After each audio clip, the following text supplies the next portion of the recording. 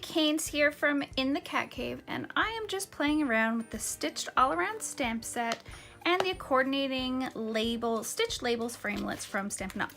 And that came out in the 2018 annual catalog. So I am in love with creating fake stitching.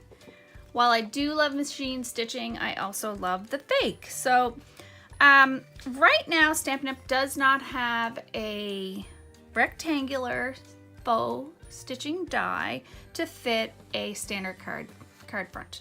This card front is 5 1/4 by 4 inches, and this is kind of how I prefer to see my card fronts.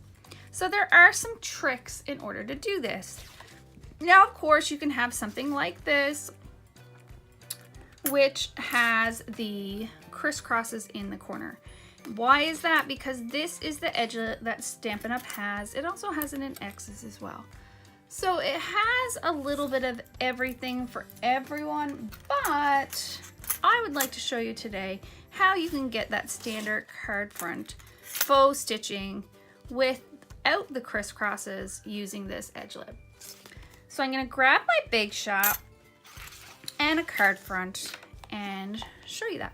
So I have a magnetic platform down there that's going to make it a little bit more easier to keep that edgelet in place, but I do use a bit of washi. You'll notice that this edgelet is 5 inches long, and we are going to do the 2 long sides of the rectangle first.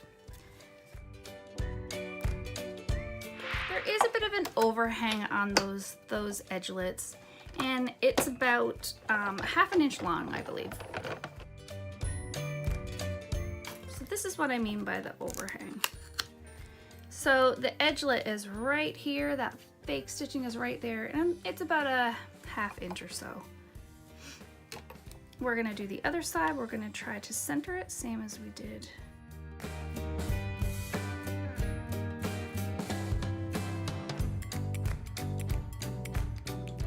So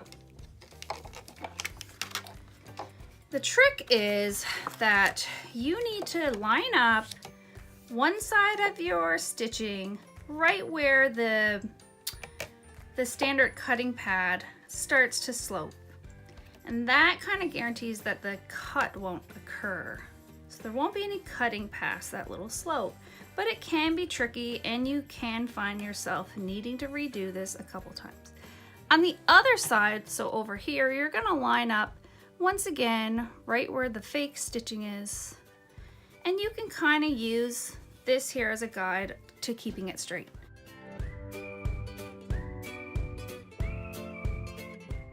So you can use this technique with a bunch of types of dies, not just these edgelets. So you can tell that while it's not perfectly perfect as if it was its own die, it's pretty close. So now we'll do the other side.